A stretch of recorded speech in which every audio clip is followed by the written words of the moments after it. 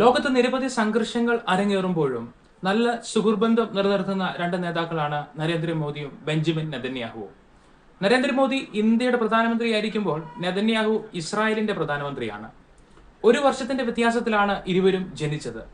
Netanyahu 1949 ഒക്ടോബറിലും Modi 1950 സെപ്റ്റംബറിലുമാണ് ജനിച്ചത്. ഇരു രാജ്യങ്ങളുടെയും സ്വാതന്ത്ര്യത്തിന് ശേഷം ജനിച്ചവരിൽ പ്രധാനമന്ത്രിയായ ആദ്യ വ്യക്തികളാണ് ഇരുവരും.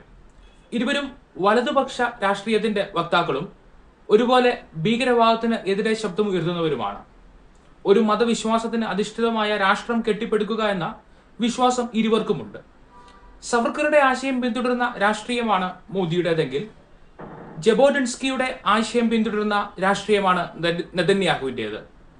ബുദ്ധന്റെയും അശോകന്റെയും വാഴ്ച സന്നിവേശിപ്പിച്ചുള്ള ഹിന്ദുത്വം എന്ന ആശയം സവർക്കർ അവതരിപ്പിച്ചപ്പോൾ ജബോട്ടിൻസ്കി സൈനിസം എന്ന ആശയം 1923 അവതരിപ്പിച്ചു. ഇരു നേതാക്കളും അഖണ്ഡമായ ഒരു മുഖം സൃഷ്ടിച്ചവരാണ്. ഇരു നേതാക്കൾക്കും ഒരു പൊതു ശത്രു ഉണ്ട്. മോദിക്ക് പാകിസ്ഥാന്റെ ഭീകരവാദമാണെങ്കിൽ നെതന്യാഹുവിന് പാലസ്തീന്റെ ഭീകരവാദമാണ്. മോദിക്കും നെതന്യാഹുവിനും അനേകം സാമ്യതകൾ ഉള്ളപ്പോൾ തന്നെ വ്യത്യാസങ്ങളുമുണ്ട്. നെതന്യാഹു 3 വിവാഹം കഴിച്ചയാളാണ്. അതേസമയം മോദി ഒരു വിവാഹം കഴിച്ചെങ്കിലും വർഷങ്ങൾക്ക് മുൻപ് വേർപിരിച്ചതിന് ശേഷം പൂർണ്ണമായ രാഷ്ട്രീയ ജീവിതത്തിൽ ആണ്. മസാച്യൂസെറ്റ്സ് യൂണിവേഴ്സിറ്റിയിൽ നിന്ന് നെതന്യാഹുവിന് ബിരുദാനന്തര ബിരുദം ഉള്ളപ്പോൾ മോദിക്ക് അങ്ങനെയൊന്ന് പരാമർശിക്കുവാനില്ല. നെതന്യാഹുവിന് എതിരെ അഴിമതി കേസുകൾ ഉണ്ടായപ്പോഴും നരേന്ദ്രമോദിക്കെതിരെ അഴിമതി കേസുകൾ ഉണ്ടായിട്ടില്ല.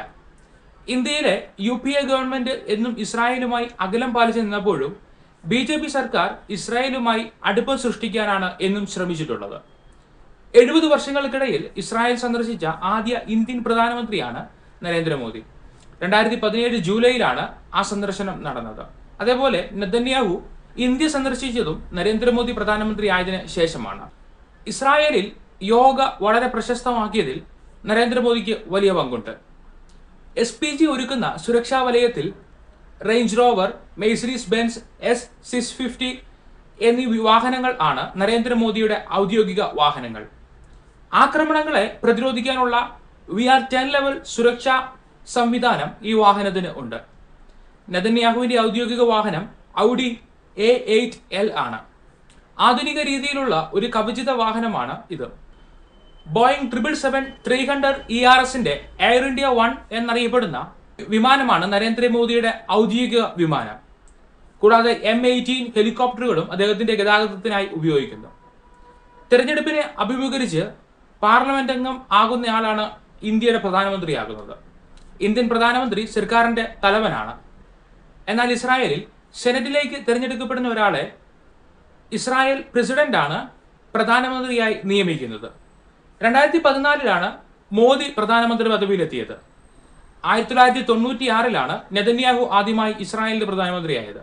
പിന്നീട് 2009 മുതൽ ഇന്നുവരെ ആ പദവിയിൽ അദ്ദേഹം തുടരുകയാണ്. $3300 നരേന്ദ്രമോദിക്ക് ലഭിക്കുന്ന പ്രതിമാസ ശമ്പളം. $14,166 നെതന്യാഹുവിന്റെ മാസശമ്പളം. ലോകത്തെ രണ്ട് പ്രമുഖ നേതാക്കളുമായി ചേർന്ന് നിൽക്കുന്ന വസ്തുതകളാണ് ഇപ്പോൾ പറഞ്ഞത്. നിരവധി സാമ്യങ്ങളും വ്യത്യാസങ്ങളും ഉള്ളവരാണ് ഇരുവരും. കോടിക്കണക്കിന് ആളുകൾ ഇരുവരെയും ഇഷ്ടപ്പെടുന്നവരായുമുണ്ട്, അതേസമയം വെറുക്കുന്നവരുമായുമുണ്ട്. അന്താരാഷ്ട്ര തലത്തിൽ കൂടുതൽ അറിയപ്പെടുന്ന വ്യക്തി നെതന്യാഹു ആണെങ്കിൽ കൂടുതൽ ജനകീയനും കൂടുതൽ ആരാധകരും ഉള്ളത് നരേന്ദ്രമോദിക്കാണ്. എല്ലാ ലോക നേതാക്കളുമായും എളുപ്പത്തിൽ സൗഹൃദം സ്ഥാപിക്കാൻ കഴിവുള്ള വ്യക്തിയാണ് നരേന്ദ്രമോദി. രാജ്യത്തെ കക്ഷി രാഷ്ട്രീയത്തിന് വിഭിന്നമായി രാഷ്ട്രീയത്തിന് അതീതമായ ഒരു മുഖമാണ് അദ്ദേഹത്തിന് ബഹുമുഖ്യ രാജ്യങ്ങൾക്ക് മുൻപിലും ഉള്ളത്.